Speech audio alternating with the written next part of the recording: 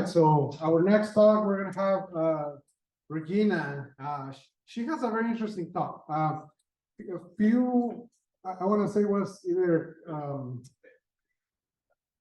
PHAC 1 or PHAC 2, I don't remember.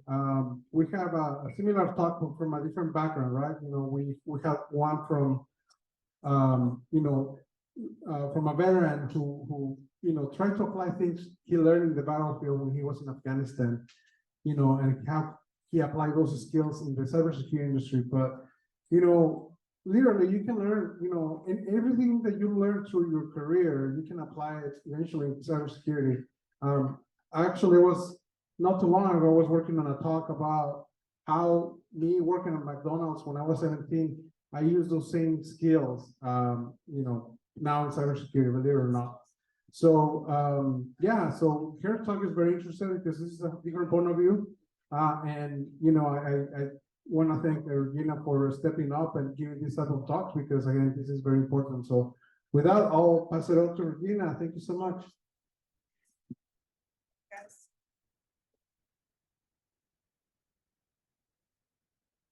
Are we good over here? Good. Okay. I just want to make it clear two things. One, I run on time. Two, no boring talks. Those are my principles for talks. So if you ever see me again, which maybe you will, I run on time, no boring talks. Okay. For that reason, we're going to end it. Can you hear? Yeah, everyone can. Okay. For that reason, we're going to end exactly on time, even though we've been running late today. So, just so you know. All right, great, guys. All right, so let's talk about something. Hold on, let's talk about building an investigative mindset, okay? And we're going to go fast because usually the lightning talks I do are 20 minutes. So we're going to go fast, okay? I believe at the root of a lot of our cybersecurity problems are a lack of investigative thinking and critical thinking, right? If you look around the United States, a lot of these problems could have been prevented by a change in your thinking. So this talk is actually about psychology. So we're starting. All right, so we're going to do a 2-minute exercise first. Don't worry, you don't have to talk to anybody. If I had an exercise where I had to talk to somebody, I'd die. Okay, I don't believe in that. So we're doing a 2-minute exercise, and the exercise is called building observation. Come on in. Come on in. Come on in, guys. I like this. This guy's long hair. I like that. That's good. You're welcome. Merry Christmas. All right. Okay. We're doing a 2-minute exercise. It's not hard. Okay. All we're going to do is kind of loosen up, get loose a little bit, because we've all been in here all day. So I know what it's like. And then for 2 minutes, and I'm going to time it, we're just going to look around and observe things. We're just going to look around, and I want you to find 2 things that you just noticed that you didn't notice when you first came in here. Okay? So I'm going to start. Ready? 3, 2, 1. Look around.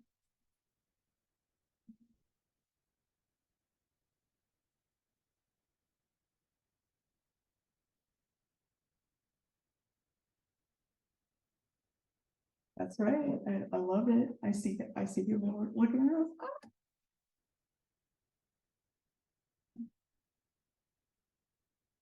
All right, 30 seconds. Okay. Good, good. I love it. People are really looking around. I love it. Okay. 10 seconds. Okay. In your mind, you don't have to say it out loud. What are some things in your mind that you noticed just now that you didn't notice when you walked in here earlier? In your mind, don't say anything.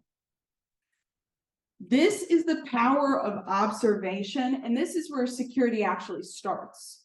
Looking around and being aware of what's going on. Okay, this is how we're going to build investigative thinking. Okay, step 1. Okay, now in cyber we use a lot of technical tools to do this, but what about in the real world? Because we know that a lot of these threats are internal threats. Somebody who was just there, who just kind of showed up, right? And have you ever met somebody and you're like, I just don't feel good about it. I don't feel like good about meeting them. I feel weird and I can't figure out why. I just don't feel good about it. That is another power of observation, observing how you feel in the situation or with a certain person. Some people you're just like, the vibe is rancid on this person and I just don't know why. That is your intuition and your observation of things subconsciously that you're not aware of.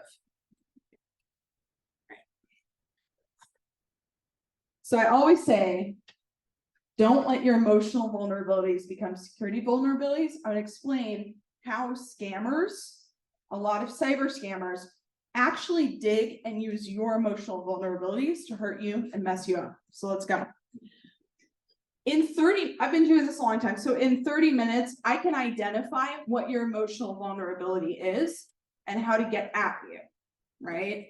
So if you're someone, for example, if you're someone who overshares, you talk a lot and it's not in a sanctioned environment, you start oversharing personal information, that displays loneliness and it displays lack of boundaries. And it makes you open to a scammer. It makes you open to, say, a romance scammer, a love scammer, people like that, right? There are certain things about your personality that are going to be displayed from interfacing with you that will show the scammer how they can get at you, or your mom, or your grandma, or your brother, or your sister, or this is why it's important to build this kind of awareness. Okay. All right. And I want to clarify something, one more thing. Those who get scammed, they're not stupid, okay? But they're usually more emotionally malleable and sensitive than other people. So that's kind of the commonality. You see people getting scammed in huge corporate, you see billionaires, and you see people who are teenagers, who are kids. You see, it's a broad stroke. The only thing in common is not their IQ, it's that they are emotionally open and emotionally sensitive. Okay. Also, another thing, if you're the kind of person who angers easily, you are a treat for a scam. You're a treat. And I want to explain that. Just let me give you an example. So there was a man who was running a trafficking business. Okay. He's running a trafficking business. He's in Europe. Okay. Sometimes in order to find out information about the person, you engage in something called strategic antagonization. So you're intentionally trying to make them angry, because when people get angry, they get sloppy and they make mistakes. So what happened with this person in particular was that he was strategically antagonized. He became angry and made a video of himself with these pizza boxes in the video. The pizza boxes gave away the location of him and he was arrested. So what I'm saying is, if you get angry, you will get sloppy, because anger is an activating emotion. It's not like sadness. Sadness makes you lay in your bed and do nothing. Anger is like, I got to do something right now. I'm ticked off. And this is how people get caught. A lot of people, because they're easily angry and manipulated into anger. And additionally, if you're making someone angry, they will drop critical information that they didn't drop before. They'll start showing shit. And usually it's the one thing that's the puzzle piece is a lot of these people are doing stuff online. They're doing cyber, but we don't know their location because they're disguising themselves too well. If you antagonize them enough, they drop information about that. That's what I'm talking about. So, think about, in a society, no one is completely alone. So somebody knows somebody knows somebody knows somebody knows something, right? Somebody knows something. That's how you locate these people who are very complex digitally and cyber with the social network, with the social system. Okay. All right. Let's talk about fear. Okay, I want to talk about fear. So, oh, it's all pixelated. Yeah. Okay. Well, this is a strategic move. Okay. Putin had to go into negotiations with Angela Merkel over an economic issue. And he had found out that she's afraid of dogs. So in order to increase his leverage, he brought his dog. Now you can see by her body language that she's uncomfortable, not at him, but there. Look at it. Look at her body language. Okay. What I'm saying is people who are highly strategic and they're criminals, they will use your emotional vulnerability that they've heard of to mess with you. Okay. Right. Let's do some more. Okay. I'm gonna skip this. Okay. Okay. How do you know if someone's lying? How do you know if someone's lying?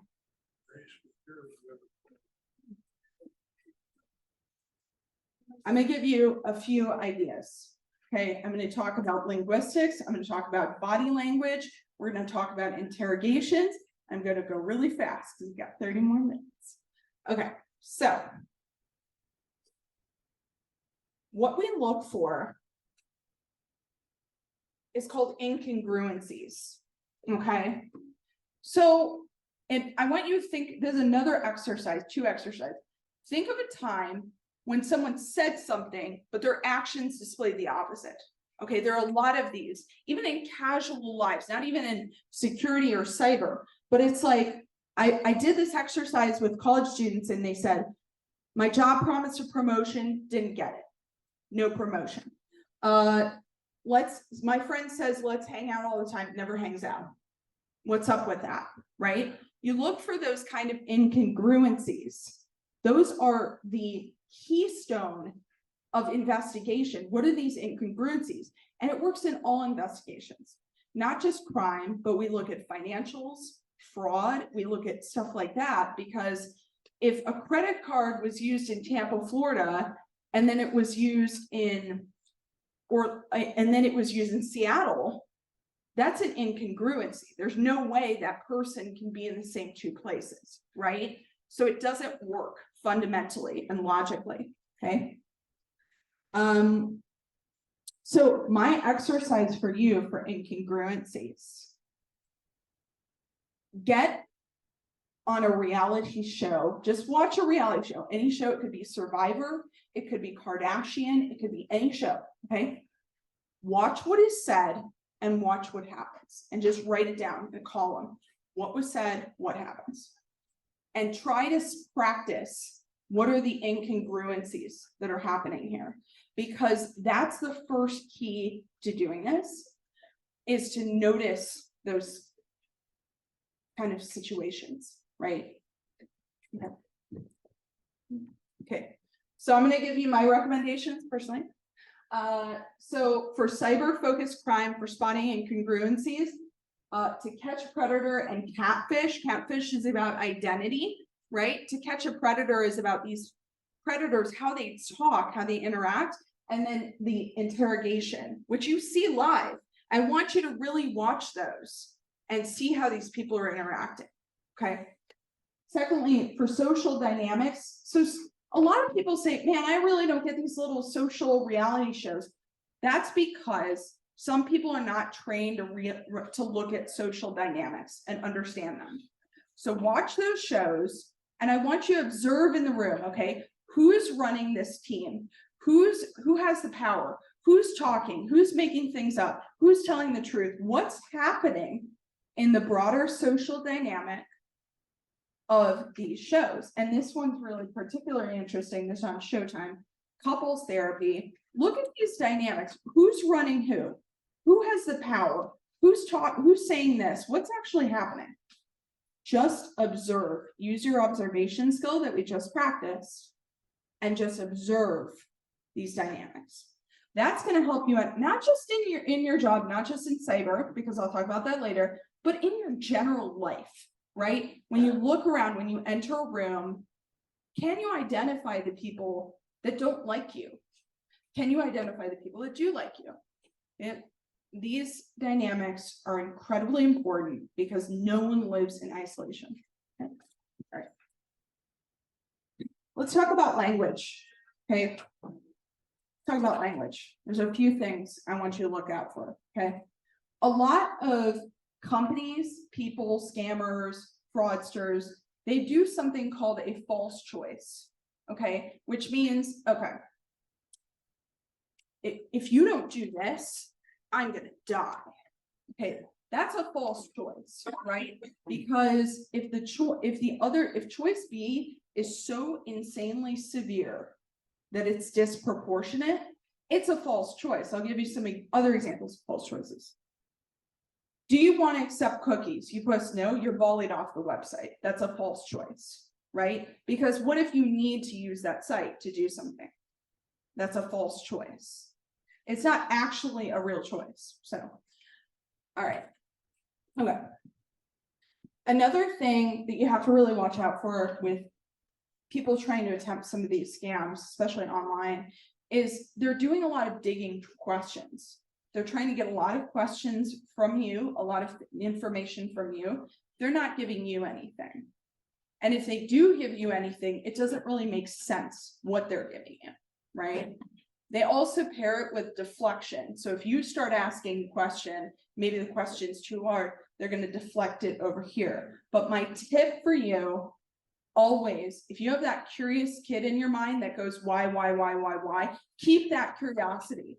Because the more questions they ask, the more questions you ask, the more they're going to get speaked out, and they're not going to want, you're not going to be vulnerable to this. If someone has good faith, they're happy to answer your questions. And that brings me to the next one. Good faith versus bad faith questions. Sometimes someone will ask you a question to strategically antagonize you, right? So the question in itself innately is offensive, right? They're doing that to make you emotional, right? That's called a bad faith question. Now, a good faith question is if someone has an honest question about the presentation, absolutely, I'm happy to answer it. But there's a tonality and a recognition of good faith versus bad faith questions. The elections are coming up. I recommend you watch these debates and you look at the questions, okay, that are being volleyed, because I want you to start recognizing what a bad faith question is and how it's asked. Okay. Right. Okay, so let's talk about cyber. So this is how it all connects. All right. This skill set is very applicable, not just everything in life, but in a lot of jobs in cyber. For example, jobs that I've been able to work through is I worked for a lot of different banks and a lot of different financial institutions to detect fraud. There are higher level certifications to detect money laundering, false businesses, all this fake stuff. And the thing is, the cyber people are the linchpin to pulling all the data together and getting all the evidence together in these kind of investigations. So I just want to kind of reiterate, there are certain ways that people communicate and interact with other people when they're actually a covert threat. So I want you to just practice that by being really looked. Okay. All right. So let me explain. Let me tell you another thing. Okay. I'm going to show you actually a picture. Ooh, I don't know what I just did, but I'm going to show you a picture of something that I find very interesting. So, yeah, right. So I did get to an investigation. Okay. It was an investigation where there was a woman, she was being harassed by this guy who's actually a tech CTO, honestly. And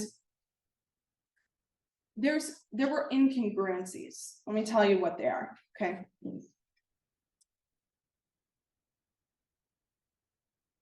If someone needs to hide something, that means they know it's bad, right? if I just accidentally went over there and started drinking that wine and I didn't know anything, I would do it publicly. But if I know it's bad, I'm gonna hide behind the desk, right? That's a shame response. They feel shame about what they're doing, so they're gonna, oh. Now, when it got to the investigation, when it got to the trial, this gentleman had called this woman on a no-caller ID to call block 97 times in like 3 hours, okay?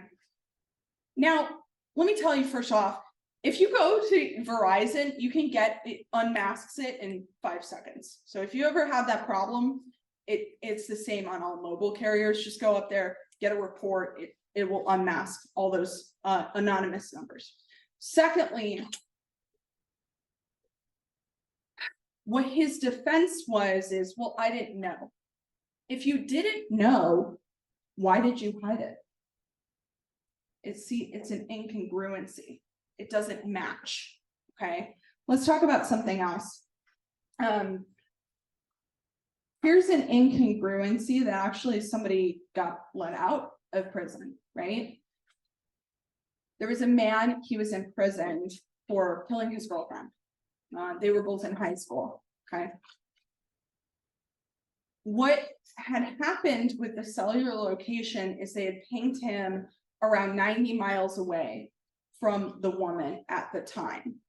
Now, he, according to timeline events, only had 21 minutes to get this woman, kill her, and bury her. It's an incongruency. You can't go 90 miles in 21 minutes.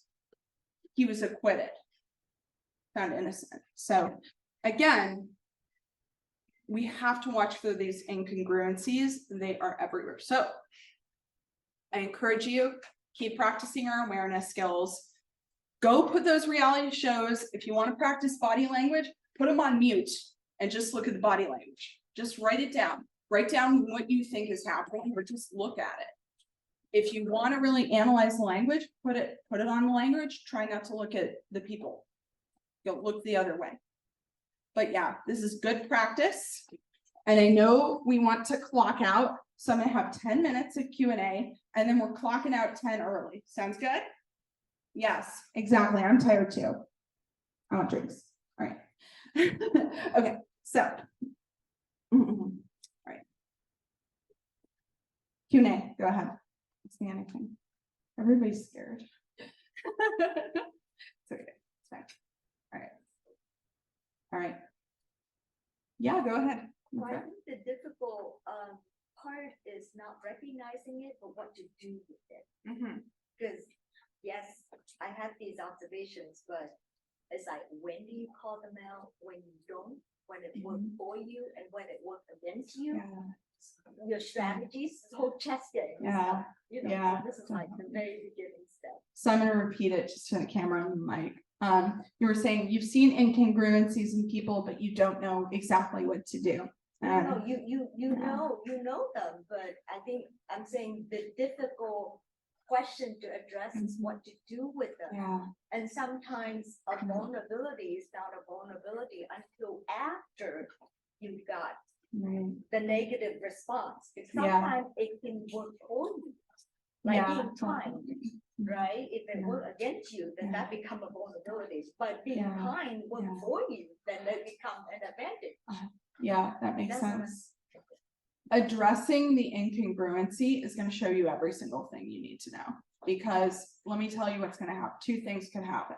Person goes, oh, I'm sorry, and they fix their behavior, which is positive. Second thing, person deflects. They said, I didn't do that. I don't know what you're talking about. This is a sign of denial, deflection, and no remorse. That's what we look for in a lot of cases, the no remorse thing. Because if somebody can't take accountability, that's important, right? So, and next question.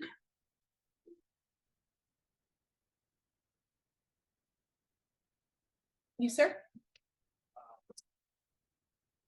What do you recommend to do if you detect an anomaly, but you really aren't sure where it's coming from?